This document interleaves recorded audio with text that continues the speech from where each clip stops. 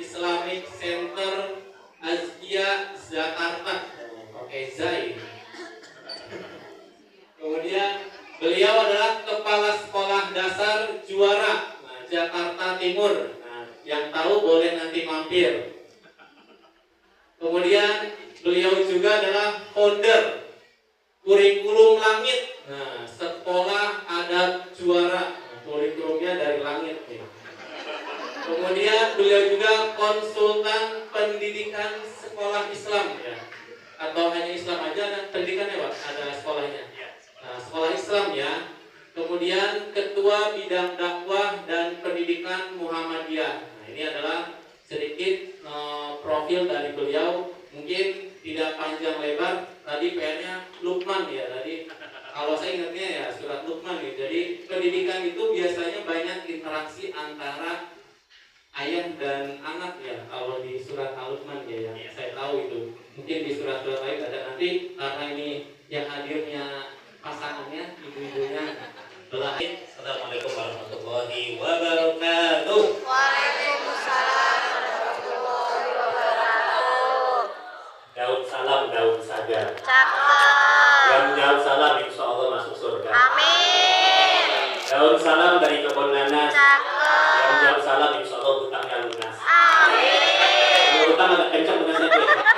Kami nyari kencang ya.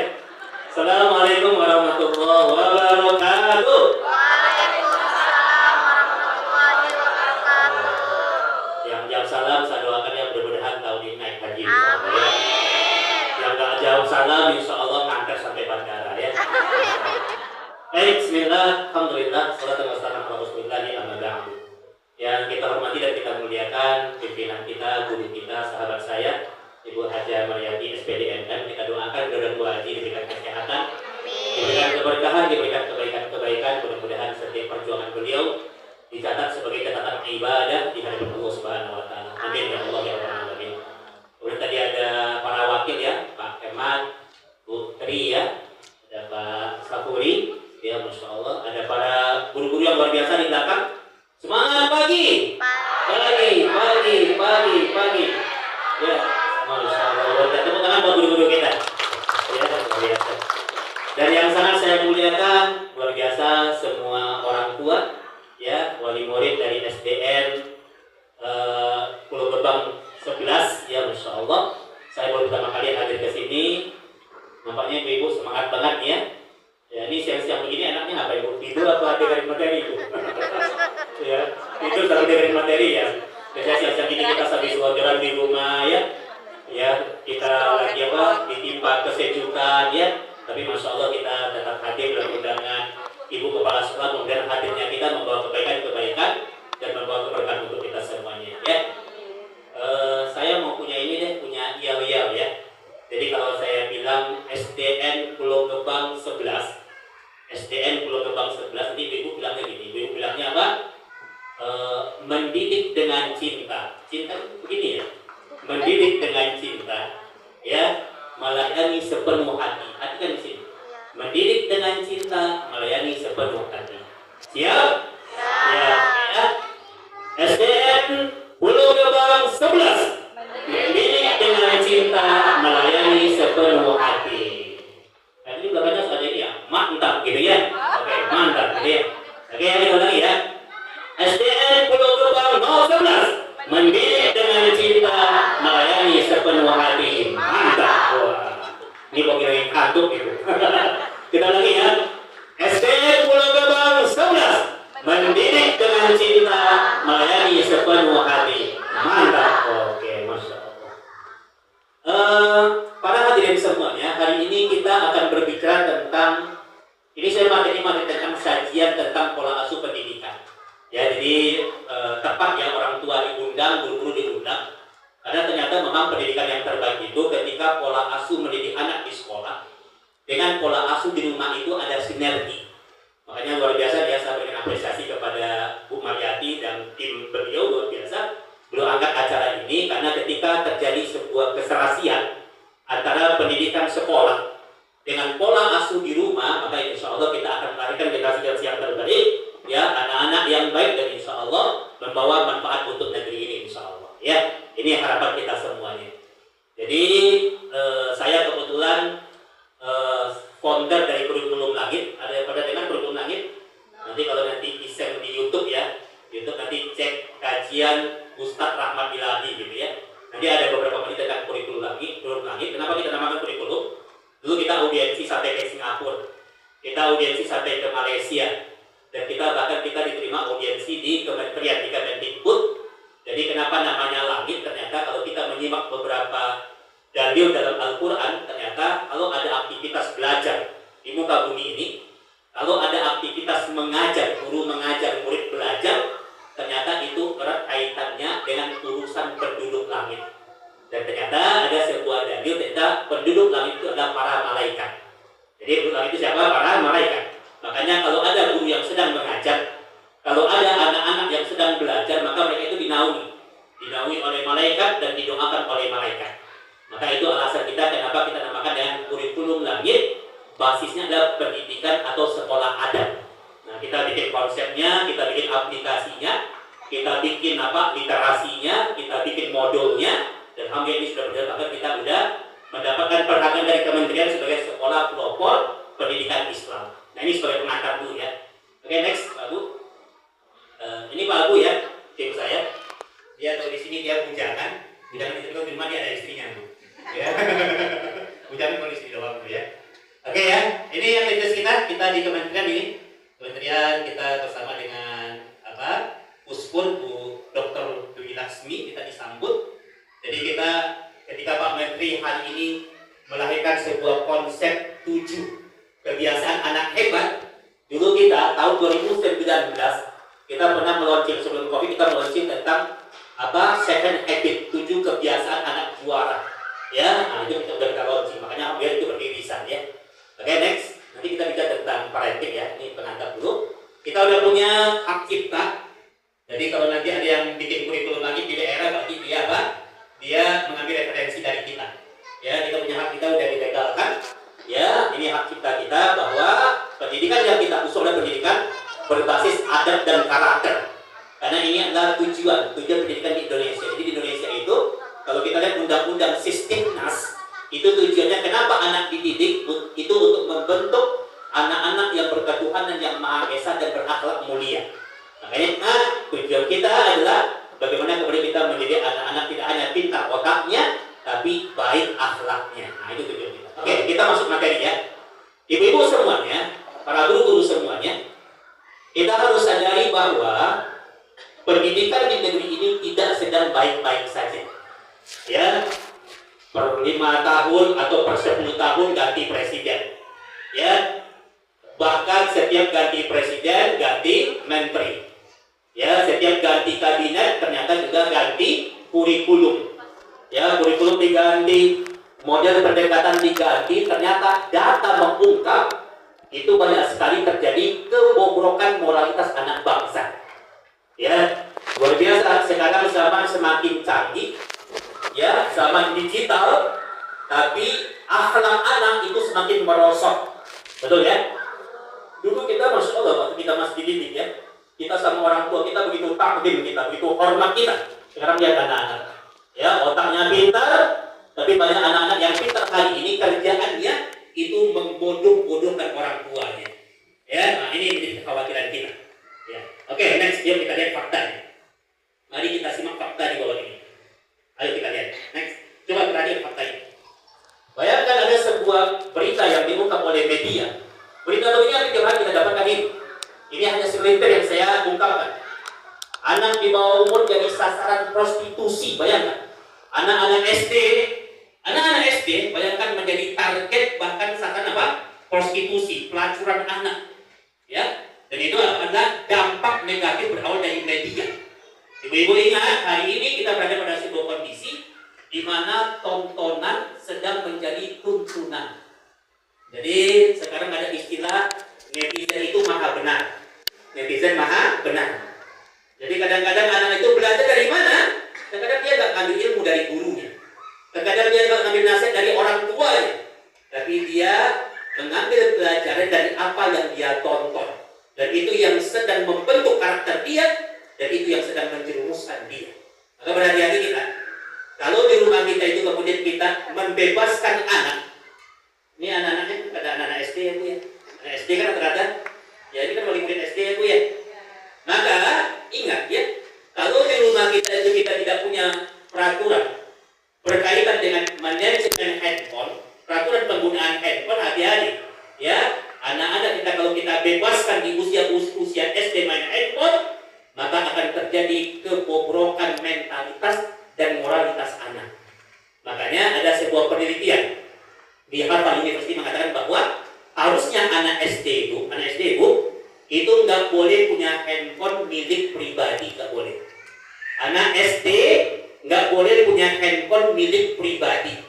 Kalaulah anak SD itu punya handphone milik pribadi, maka harusnya ya, maka kalau anak-anak itu kemudian dia main handphone di rumah, harusnya handphone itu nggak boleh milik pribadi, tapi harus jadi hak pinjam.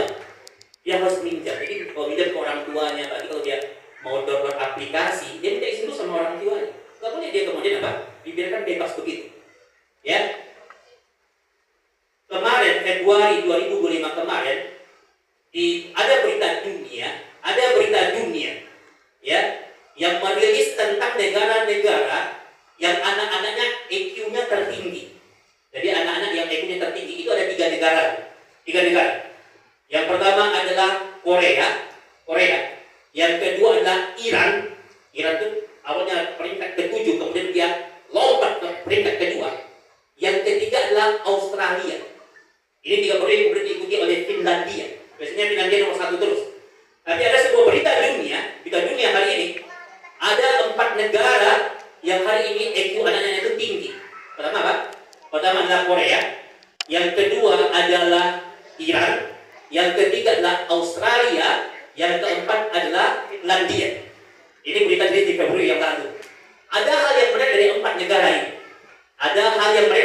negara ini. Ternyata di 4 negara ini ada aturan baku. Aturan bakunya adalah anak-anak sebelum memasuki usia 17 tahun itu mereka tidak boleh memiliki media sosial. Masya Allah. Jadi di negara yang diakui bahwa IQ anak-anaknya tertinggi, anak-anaknya luar biasa, dan dikatakan pendidikannya sukses, bayangkan Korea. Dulu di zaman saya dari ranah Minang, saya orang Padang asli, lahir di Minang. Ya, kemudian saya sekolah di Minang. Dulu di zaman kita dulu, ya, dulu kita itu nggak ada perayaan macam-macam. Saya ingat dulu kalau di zaman ibu ada nggak dulu perayaan Hari Ibu? Ada nggak dulu peringatan Hari Ibu? Nggak ada, Bu. Ada nggak dulu peringatan Hari Ayah? Nggak ada. Di zaman saya terakhir 84, sekarang usia saya 41 tahun. Saya ingat di zaman saya dulu yang ada itu cuma perayaan 17 Agustusan. Karena kalau di kampung saya kalau 17 Agustusan Bu, itu ada acara Panjat Pinang. Gitu ya. Panjat Pinang ya. Dulu begitu. Ya, nggak ada Hari Ayah, nggak ada Hari Ibu. Ya. Tapi ingat, walaupun di zaman kita dulu nggak ada peringatan Hari Ayah, nggak ada peringatan Hari Ibu, tapi kita adalah generasi yang sangat berbakti kepada ayah dan ibu kita. Dulu saya kalau di kampung itu nggak berani nyentuh nasi kalau sebelum ayah makan duluan, nggak berani. Anak sekarang lihat, sekarang macam-macam peringatan, ada peringatan Hari Ayah, ada Hari Ibu, macam-macam. Tapi mereka banyak yang durhaka sama ibunya. Tapi anak-anak sekarang, katakanlah ahli pendidikan, mereka itu pintar untuk zul wajahain. Apa itu zul wajahain? Mereka pintar untuk bermuka dua. Mereka kalau di sosial medianya, di Facebooknya, mereka pintar untuk berpuisi. Pas hari raya, pas hari peringatan Hari Ibu, apa kata mereka? Di puisinya, wahai ibu, engkau belahan nyawaku, engkau belahan jiwaku. Macam-macam puisinya pada saat hari raya ibu tuh. Tapi pada realitasnya, disuruh sama emaknya beli beras ke warung, gak mau gitu. Jadi anak-anak sekarang itu mereka hanya ingin bergagah-gagah di sosial media. Tapi realitasnya mereka gak berbakti kepada orang tua. Ini fenomena sekarang. Jadi anak itu yang penting viral di media, itu penting sekarang. Yang penting dianggap anak baik di media. Ini tantangan kita sekarang ini. Ya, tapi realitasnya mereka durhaka sama orang tuanya. Nah, jadi ini ya. Di Di zaman sekarang ada anak yang membunuh ibu kandungnya. Lihat nih kasusnya, ada pelajar yang menjadi PSK online. Nah, ya itu. Jadi bilang sama anak-anak kita, ya kalau ada kemudian minta pertemanan di online, kalau nggak kenal, nggak usah berteman. Ya, itu bahaya. Jangan tergoda dengan goda-godaan, ya, goda-godaan syaitan, ya, yang ada di sosial media. Ya, lihat ada anak-anak yang kemudian dia bunuh diri. Ya, ada gadis SMA kemudian dia bunuh diri karena dia diputus sama pacarnya. Ya, betapa lemahnya, betapa rapuhnya mentalitas anak-anak kita pada hari ini, ya. Masya Allah, gara-gara diputus sama pacarnya, dia putus juga nyawa. Agama, guru agama. Nah, ya. Nah, kalau di sini guru agamanya bagus. Guru tadi Ustaz ini ya, Abi itu tadi ya. Karena namanya sama kayak saya ya, jadi karena sama namanya berarti dia orang bagus kok. Canda-canda ya. Ya, Insya Allah ini di luar, ini kasus ya, ini rame di waktu itu diomong oleh TV One ya, agama dia bukan pencabulan. Ya, yang artinya guru agama itu dia menjadi tongkat yang dia menopang kekuatan agama, tapi kemudian dia meruntuhkan itu ya. Ada kepala sekolah ya yang kemudian dia mencabuli 2 siswinya. Ya. Masya Allah ya, ini apa fenomena. Yuk next, Abu. Nah, ya. Biar kita datang. Ya, nanti kita akan masuk materi. Pokoknya ibu pulang-pulang ini ibu bawa oleh-oleh ya. Oleh-olehnya ilmu ya. Ini data ya. Data skor IQ, kecerdasan. Rata-rata di Asia Tenggara itu Indonesia itu di semua negara yang disurvei di Asia Tenggara IQ pelajar Indonesia itu mendapat ranking kedua dari bawah. Masya Allah. Ya, padahal anak kita kan pintar. Pintarnya apa ya? Pintar ngejawab orang tua. Orang tuanya mau sekali, dia mau 5 kali dia. Ya, ini buktinya itu. Dan ingat Bu, anak-anak yang udah sibuk dengan sosial media yang belum pada waktunya itu merusak otak. Itu merusak otak. Nah, kan ya anak kita, mereka pintar kemudian apa? Scroll gitu kan di handphonenya. Kalau mereka mengkonsumsi yang bukan haknya untuk dia konsumsi, itu mampu untuk merusak otaknya. Ya, oke, next. Oke, ini dari UNESCO mengatakan bahwa dari 1.000 orang Indonesia, ini sebuah data yang bisa terbantahkan. Dari 1.000 orang Indonesia itu cuma 1 orang yang rajin membaca. Selebihnya rajin baca Facebook. Bayangkan 1.000 orang diambil datanya, yang rajin baca buku itu cuma 1 orang. Ya, selebihnya apa? Selebihnya rajin baca WhatsApp, baca Facebook, baca Instagram, itu rajin itu. Ya, tapi yang baca buku itu cuma 1/1000. Makanya sekarang PR terbesar kalau kita lihat rapor pendidikan, PR terbesar itu terletak pada literasi. Literasi itu tidak hanya urusan membaca, tapi urusan cara anak untuk mengelola informasi. Ya, ini menjadi PR terbesar. Oke, next. Lihat, Indonesia itu mendapat peringkat kedua di dunia. Ini bukan prestasi ini. Apa? Dalam hal menjadi apa? Menjadi predator. Jadi di Indonesia ini banyak tersebar tesis hasil jiplak, ya, skripsi hasil jiplak, ijazah palsu, itu banyak. Ini datanya. Indonesia ini banyak melahirkan orang-orang yang kemudian sarjana yang palsu. Ini datanya. Ya, dia ngaku lulusan mana, umpamanya ternyata ijazahnya dicetak di pasar pramuka contohnya. Saya nggak ngomong yang lain ya, saya ngomong data ini. Ya, oke, next, lanjut. Ya, lihat tenaga kerja asing di Indonesia. Ibu tahu, fakta mengatakan bahwa tenaga asing itu berbondong-bondong masuk ke Republik Indonesia. Mereka itu digaji $30 ya dalam setahun. Ya, dalam setahun kalau kita perkirakan rata-rata gaji mereka itu per 3 bulan itu di angka 500 juta per 3 bulan. Ya, sementara kita penduduk asli, Masya Allah banyak yang pengangguran. Makanya kata Buya Hamka, janganlah jadi penumpang di kampung sendiri. Ya, dan itu yang terjadi hari ini. Orang luar kerja ke tempat kita gajinya 500 juta per 3 bulan. Sementara yang di antara anak-anak yang ini mereka kelaparan, Makanya penting kenapa kemudian kita ingin bangkitkan dengan pola pendidikan yang pola asuh yang baik. Nanti kita lihat apa solusinya. Oke, next.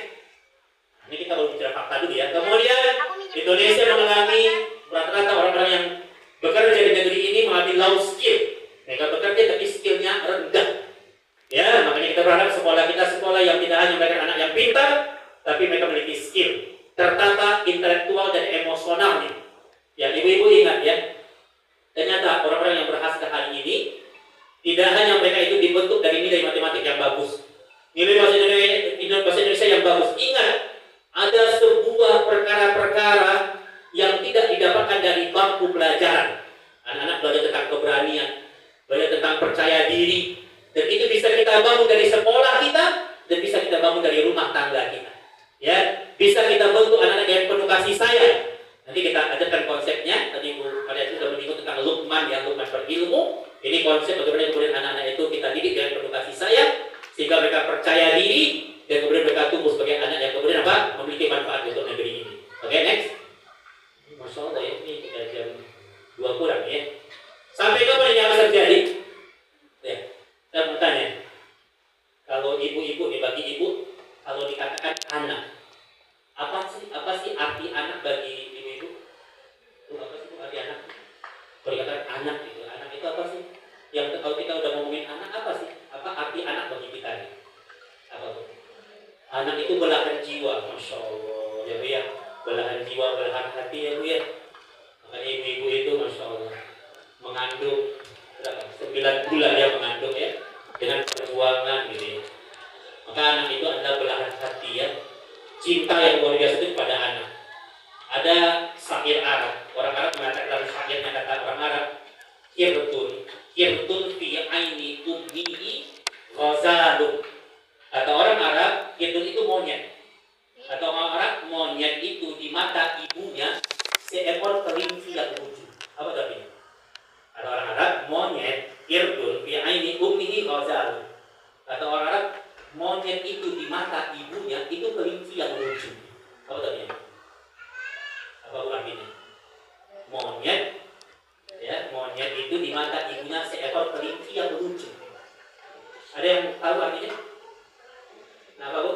Bu Guru, apa artinya Bu Guru?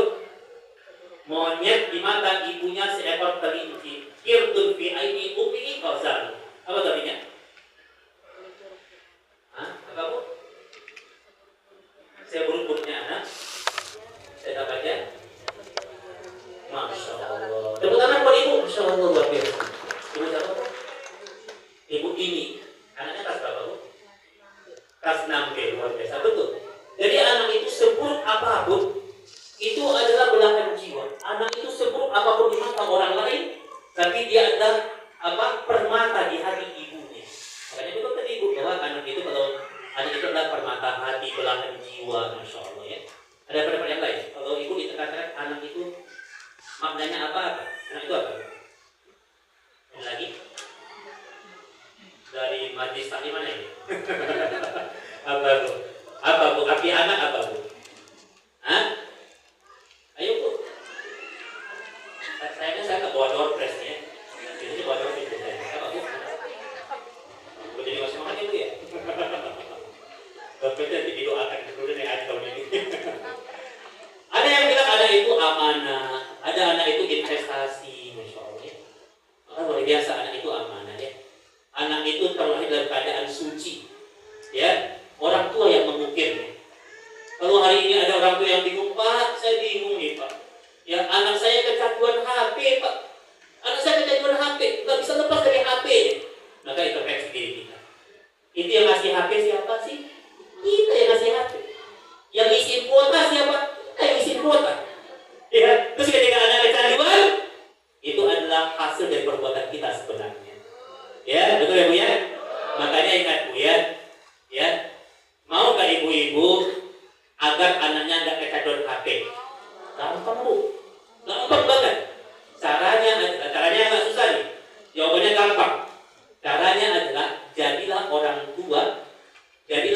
tua yang mau direpotin sama anak. Itu yang berat tuh. Karena rata-rata anak yang kecanduan HP biasanya orang tuanya juga kecanduan HP. Orang tua nggak mau repot masalahnya. Anaknya nangis, apa ini? Udah ini ada upin-ipin, udah main aja sendirian. Orang tuanya sibuk cecetan gitu kan. Cecetan apa setan-setanan gitu. Itu yang terjadi. Ya. Saya jalan-jalan ke Gramedia. Saya lihat ada buku judulnya 175 cara agar anak nggak kecanduan HP. 175 cara. Saya baca judulnya aja malas saya beli bukunya. Malas saya beli bukunya, banyak banget. Satu cuma, nggak perlu 175. Caranya adalah jadilah orang tua yang siap direpotin sama anak. Gimana caranya? Bermain bersama anak, dialog bersama dengan anak, ngobrol dengan anak, belajar bersama dengan anak, ngaji pada anak. Kalau ibu waktunya bersama dengan anak, insya Allah anak itu lupa tuh dengan HP. Cuma karena kita sibuk main HP, udah anak juga sibuk main HP. Itu yang masalah. Nah, maka kita harus berkomitmen untuk jadi orang tua yang mau berubah. Makanya ini parenting. Parenting itu ilmu untuk orang tua. Ya, bukan ilmu untuk anak, ilmu untuk orang tua. Agar kita siap menjadi orang tua yang siap direpotin sama anak. Nah, itu syarat.